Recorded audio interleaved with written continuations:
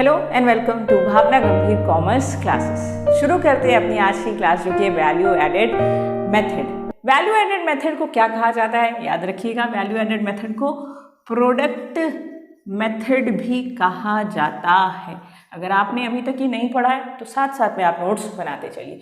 Product method मतलब कि value added method से क्या कैलकुलेट होता है, इससे ग्रॉस वैल्यू एडेड या फिर GDP-MP कैलकुलेट होता है। GVA और GDP-MP is calculated from this method.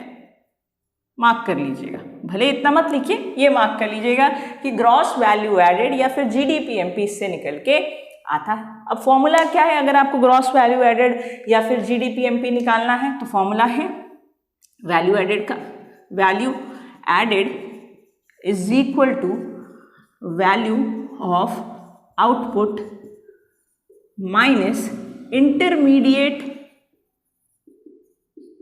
Cost या फिर इंटरमीडिएट कंजप्शन के नाम से भी दिया हो सकता है।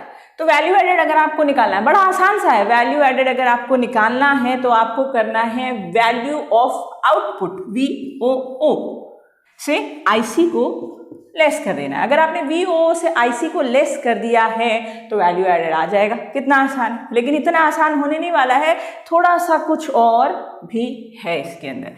मान लीजिए कि VOO अगर दिया है तो बहुत अच्छी बात है, अगर नहीं दिया तो आप क्या करेंगे, तो फॉर्मूला है sales plus change in stock, inventories, change in inventories ये भी दिया रह सकता है। तो वैल्यू ऑफ आउटपुट अगर डायरेक्टली दिया है तो उसमें से IC को, इंटरमीडिएट कॉस्ट को लेस कर देंगे, क्या आ जाएगा, वैल्यू एडेड मतलब कि GDP-MP आ जाएगा। उसमें कन्वर्जन कर देंगे तो बन जाएगा NNP-FC या जिसमें भी कन्वर्जन करने के लिए दिया गया है वो। लेकिन व्हाट इफ अगर VOO वैल्यू ऑफ आउटपुट नहीं दिया है तो फॉर्मूला आपको पता होना चाहिए।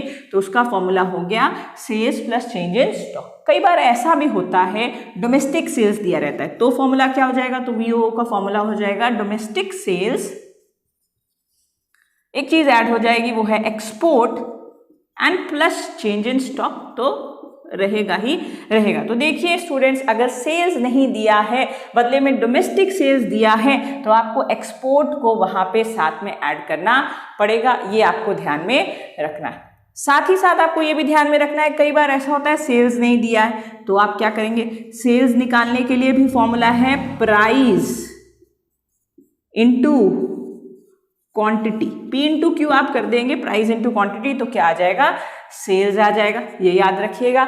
ऐसा भी मिलेगा बहुत सवालों के अंदर में आपको चेंज इन स्टॉक नहीं दिया रहेगा तो आप क्या करेंगे, चेंज इन स्टॉक का फॉर्मूला भी ले लीजिए।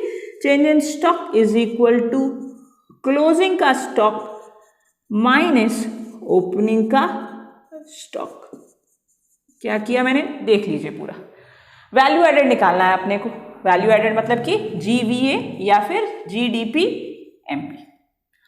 फॉर्मूला है value of output minus intermediate cost, simple सा formula, VOO minus IC, intermediate cost या फिर इंटरमीडिएट कंजप्शन किसी भी नाम से हो सकता है। VOO अगर नहीं दिया है तो क्या करेंगे, sales plus change in stock. Sales नहीं दिया है तो price into quantity, change in stock नहीं दिया है तो क्लोजिंग माइनस ओपनिंग आ जाएगा। अगर कई बार सेल्स की जगह डोमेस्टिक सेल्स दे दिया है, नोट डाउन कर लीजिएगा इसको, सेल्स की जगह डोमेस्टिक सेल्स दे दिया है तो ऐड करेंगे पहले एक्सपोर्ट और फिर ऐड करेंगे चेंज इन स्टॉक। तो ये है फॉर्मूला वैल्यू एडेड मतलब कि प्रोडक्ट मेथड का। और इससे निकल के क्या आएगा, इससे निकल के आएगा ग्रॉस वैल्यू एडेड या फिर GDP-MP या फिर इसी को gross value added at market price भी अगर सवाल में कहे तो सेम चीज है, घबराना नहीं है, सेम चीज है। तो ये रहा फॉर्मूला, नोट डाउन कर लिया आपने। अब देखते हैं इसके सवाल को, इससे रिलेटेड जो क्वेश्चंस हैं अब उनको लेते हैं कि कैसे सॉल्व होंगे वैल्यू एडेड मेथड से related numerical. Hi, meet Meera. She is a commerce student, but from the past 1 month, she is facing problem in few chapters of commerce. Until she came to know about Bhavna Gambhir classes. Now she is happy. Find out more on social media. So what are you waiting for?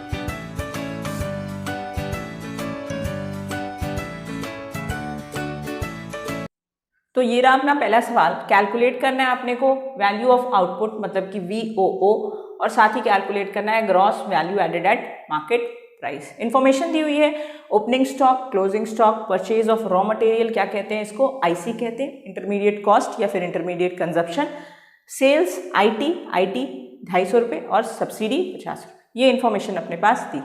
Calculate करना है VOO and then उसके बाद calculate करना है क्या, gross value added at market price. शुरू करते हैं अपना सॉल्यूशन। ये प्रोडक्ट मेथड का सवाल है और वैल्यू ऑफ आउटपुट निकालने के लिए फॉर्मूला क्या था, वैल्यू ऑफ आउटपुट निकालने के लिए फॉर्मूला था sales plus change in stock. Sales देखिए दी हुई है 10,000, चेंज इन स्टॉक नहीं दिया पर क्लोजिंग और ओपनिंग दिया है। Sales 10,000 plus change in stock. Change in stock कैसे निकालेंगे, change in stock is equal to closing minus opening. Closing है 800, ओपनिंग है 1000, 800 माइनस 1000, वैल्यू आ गई माइनस में 200। ये क्या आया, चेंज इन स्टॉक। फॉर्मूला में अपने को करना है प्लस, वैल्यू दी है माइनस में 200, प्लस माइनस माइनस हो जाएगा 9,800 आ गया VOO, वैल्यू ऑफ आउटपुट। ये अपना पहला आंसर मिल गया।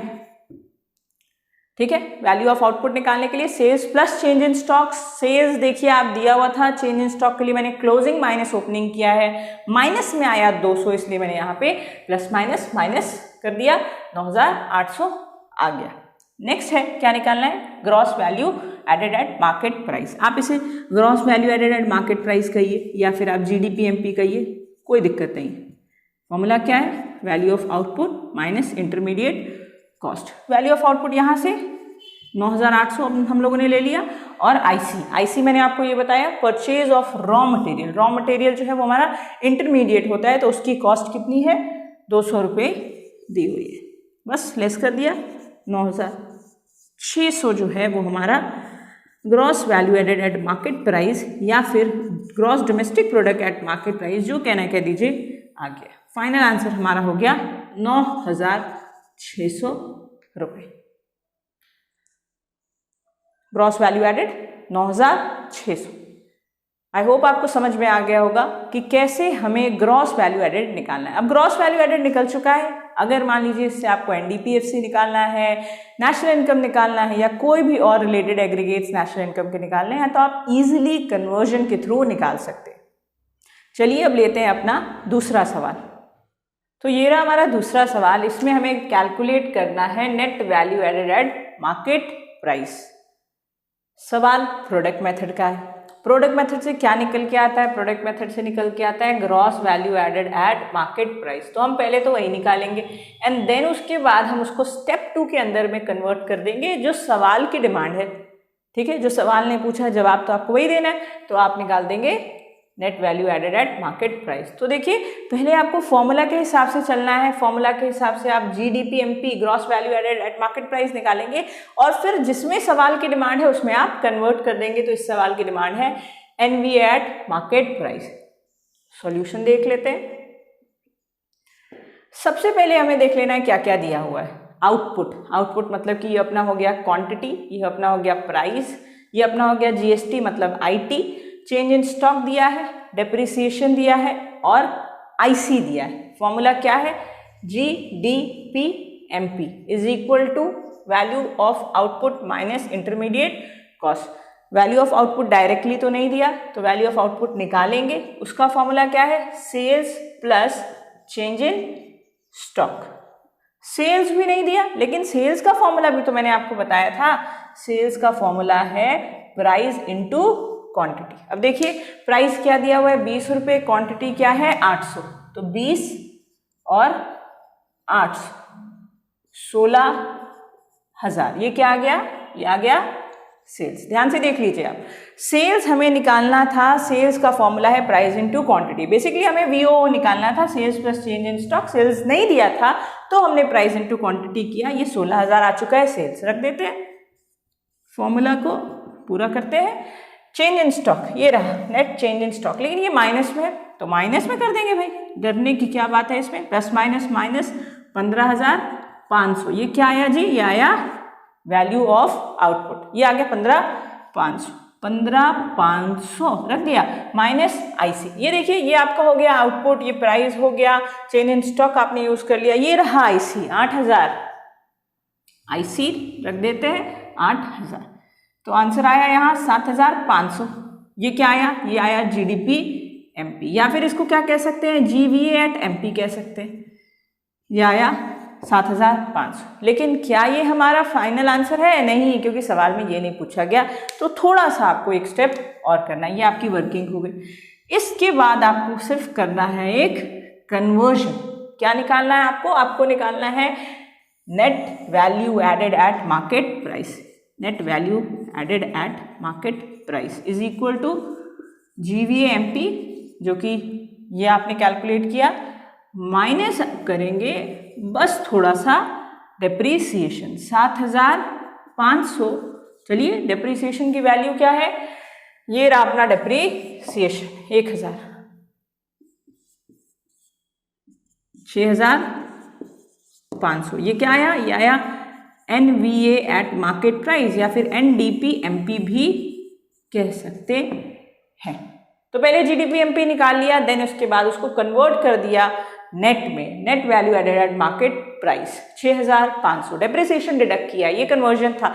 तो पहले आपने ये निकाला एंड देन उसके बाद सिर्फ और सिर्फ कर दिया कन्वर्जन, जो कि चैप्टर 3 में पढ़ाया है 6,500। अब देखिए ये आईसी यूज हो गया, डेप्रिसिएशन। ये आपको यहाँ पे जीएसटी जो कि आईटी का हिस्सा है, ये तब काम आता जब आपको एफसी पे जाना होता तो, ठीक है। अगर आपसे एफसी पूछता तो आपको ये यूज करना पड़ता। आई होप आपको ये समझ में आ गया होगा। तो अब आपकी बारी। मैंने बता दिया आपको फॉर्मूला, मैंने करा दिया आपके क्वेश्चन 2। अब आप ये क्वेश्चन करो और मुझे आंसर जो है वो कमेंट्स में दे देना। कैलकुलेट करना है आपने एनडीपी-एफसी, लेकिन ये मेथड किसका है? प्रोडक्ट। उससे निकलेगा क्या? याद रखिएगा, उससे निकलेगा जीडीपी-एमपी। हमेशा आपको स्टेप बाय स्टेप करना है। जीडीपी-एमपी निकालने के बाद आप एनडीपी-एफसी में कन्वर्ट करके मुझे आंसर दे देना। सब्सिडी दिया हुआ है 50, सेल्स है 2,000, क्लोजिंग है 40, आईटी इनडायरेक्ट टैक्सेस है 70, इंटरमीडिएट कॉस्ट या इंटरमीडिएट कंजप्शन मतलब अपना आईसी जो है वो है 700, ओपनिंग स्टॉक दिया हुआ है 10 and consumption of fix capital. पता नहीं, आपको सोचना भी पड़ सकता है ये क्या है, याद है तो बहुत अच्छी बात है। तो कंजप्शन ऑफ फिक्स कैपिटल दिया हुआ है 40। कैलकुलेट करना है एनडीपी-एफसी। पहले जीडीपी-एमपी का आप आंसर दीजिएगा और साथ ही साथ आंसर दीजिएगा एनडीपी-एफसी कितना आया। यह है आपका। आई होप ये वीडियो आपके लिए यूजफुल रही होगी। पसंद आई तो ज़रूर लाइक कीजिएगा, आंसर कमेंट्स कीजिएगा, चैनल पे नए हैं तो सब्सक्राइब कीजिएगा। जल्दी ही मिलेंगे नई वीडियो के अंदर, सीखेंगे इनकम मेथड, सॉल्व करेंगे उसके क्वेश्चंस। तब तक के लिए आप अपना ख्याल रखिएगा। Bye bye and take care.